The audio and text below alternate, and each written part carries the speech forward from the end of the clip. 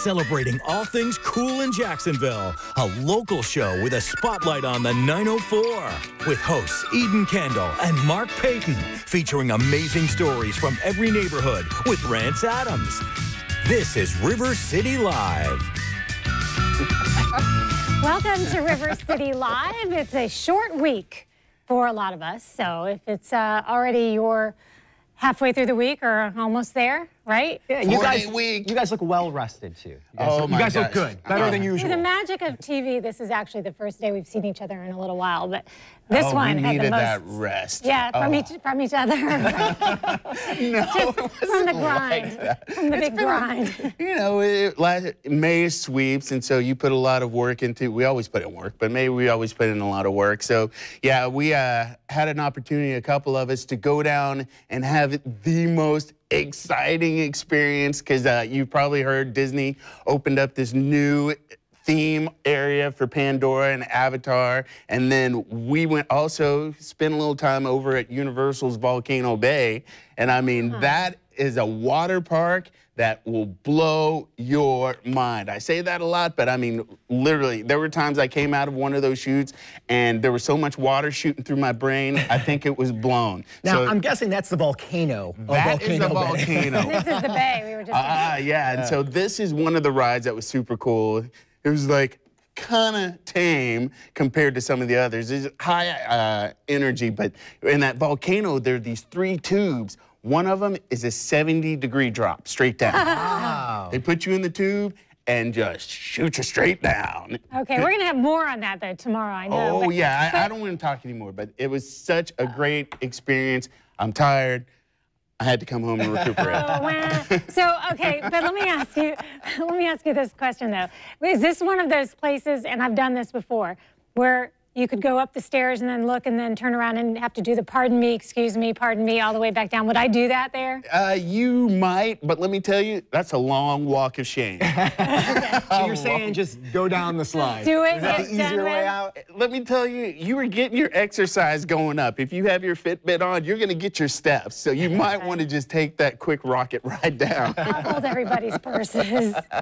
We'll find out more about that tomorrow. But I came across a couple of stats about Memorial Day that I thought were really interesting as it leads into summertime, because this might be the first time over the weekend that a lot of us have really gone out in public in our bathing suits. So a couple of different companies have done surveys. Among them, Nutrisystem is one of them. And so they came up with this one that said 50% of women would rather not have marital relations than gain 10 pounds. You're going to be surprised. 25% of men feel the same way, surprisingly. And more people would prefer to lose 10 to 20 pounds this summer than get promoted at work. Wow. You'd rather not move up at your job. You know what I think, though, with this survey? It's that panic, because this was like a big weekend for a lot of people to go out, right? So it's the first time for a lot to sport your bathing suit type gear that you have on. For me, my tan lines are horrible. They really, I talked about this before, it looks like I have a white t-shirt on because I'm outside all the time with the kids and the sporting events. So I go from like a really nice tan to white. This is the truth. On Friday, they were so bad, I actually got some of that spray tan stuff just to balance them out because it was so Did you do bad. everything, or did you just go from here up? Okay, here's the thing, though, right? So it's a process, because it went from like this nice golden brown to white, and then I had my wife spray it.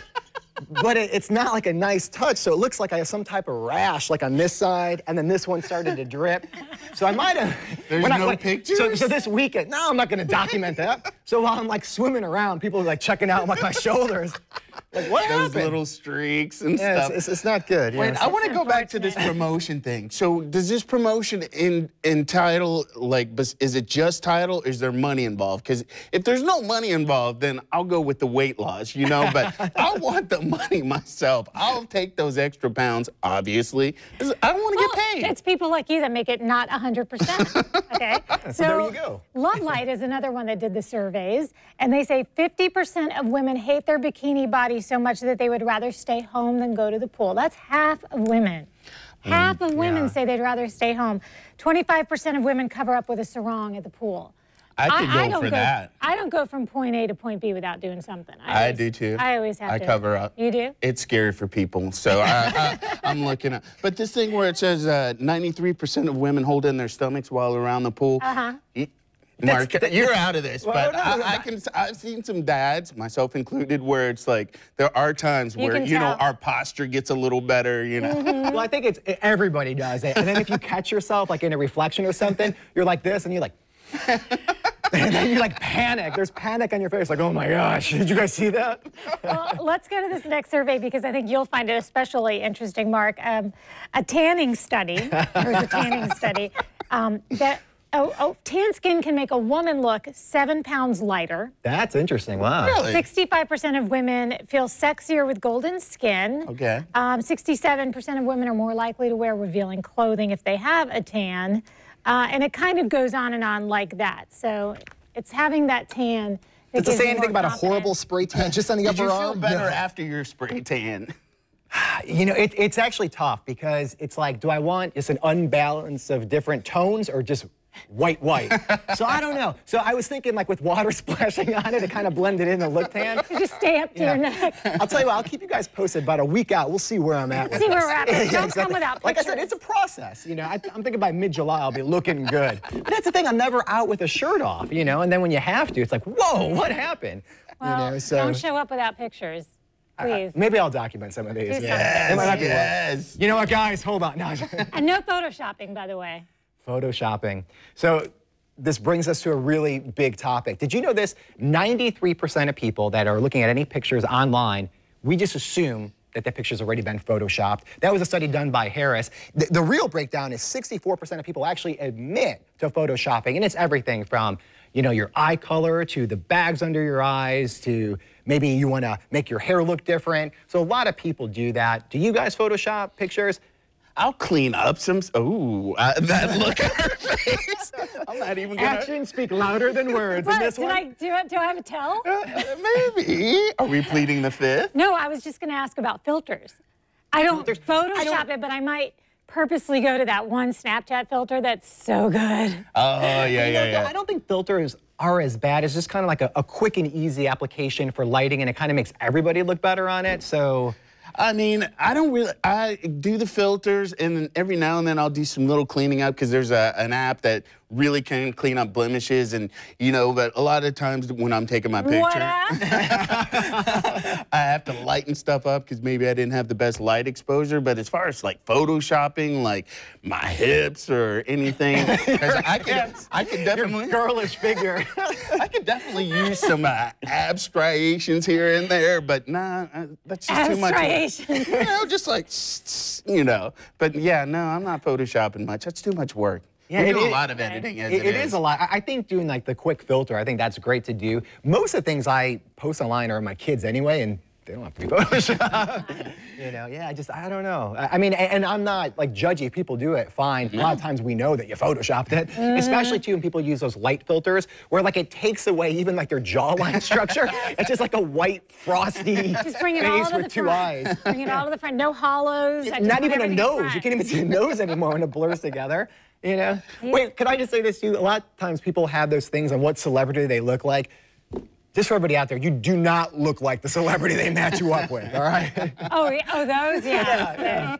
And then people are like, I see resemblance. Like, but see, here's the thing. And once you're on Facebook is where you see it the most. Yeah. Once you're on Facebook and you're looking at that kind of thing, you're sucked in. And the next thing you know, you're going to do yours, and then you're going to share it. And then underneath that, it's going to ask you about all these other little quiz things you can do, like when are you going to retire, and what will you be like, and what animal are you most like, and what Disney princess or prince are you most like? So you get sucked in on Facebook. And but do you participate in those or no? Some of them I have, but not most of them. Just some of them. Some of them, when I know the outcome's going to be hilarious. But I think the one with the celebrity, it gave me some man, right? I mean, we did it on the show, It was David Schwimmer, I think it was. I was David Schwimmer. No, do you remember that? Like, I kind of remember that's who it was. It was a guy. I didn't like it at all. But here's a survey that's a big O for me. They did a survey, they being science, and they said, they actually looked at your brain, not your brain, but these people that volunteered while they were looking at Facebook, and they actually, as they were engaged in Facebook, they had less gray matter in their brain. In other words, Facebook makes you dumber. The more you're on Facebook, Mark, you understand the science of this always better than I do, but basically that's what it was, right? They're saying that if you're on Facebook a lot, that you're not as smart. Yeah, so like with gray matter, right?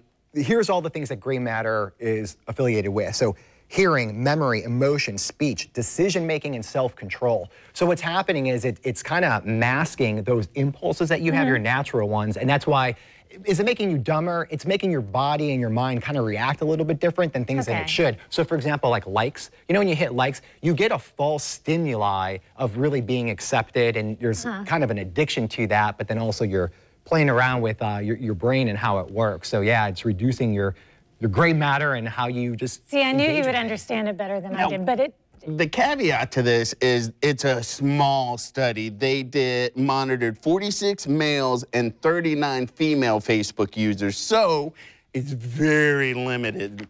I mean, you know, if you're really going to get an accurate science reading, you got to have at least 1,000 or so, right? Yeah, I mean, I guess they have a bit bigger sample, but the idea is that when you're doing like CT scans and you're seeing images of brains, there is something there. Now, is it like something huge where it's going to change your life forever? I don't know, but I will say though, a lot of these apps are they are addicting. Like you were even saying too earlier, when you're on Facebook, it's kind of like a rabbit hole where you just keep going down and down and down. You keep drilling, and before you know it, you're on it for an hour, and it's just kind of a fake stimuli, and you're kind of tricking your brain into things. So. But I'm like that anyway with the internet. Seriously, I started in on one thing. I'm looking up this, and the next thing you know, I'm coming up with, you know, drinking worms to cure your allergies.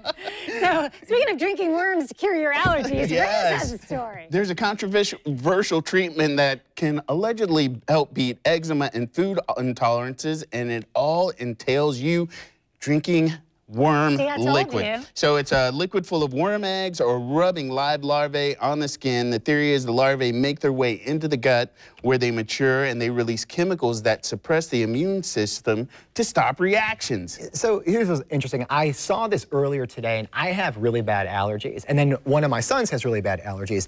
And it sounds absolutely disgusting. However, if you have bad allergies, and if this would work, obviously it's too early right now to tell. You know, they have to do more trials. And as you were talking about the Facebook study, let's get some more stuff before you claim it as working. But allergies make you so miserable, especially like eczema, because when eczema could crack, it could get infected. So if this would work, I'd be all about drinking me some worm serum. Why can't we just stick to the tried and true method of like having local honey? Isn't that supposed to do the same thing? Is it? I don't know. I mean, I think it helps if you have like moderate seasonal allergies, but if you have really severe allergies, the honey's not going to do it. If that worm there are people that are on steroids for, you know, allergies and stuff. If that worm thing catches on, we're going to be cooking up some worm dishes in the kitchen. You just wait.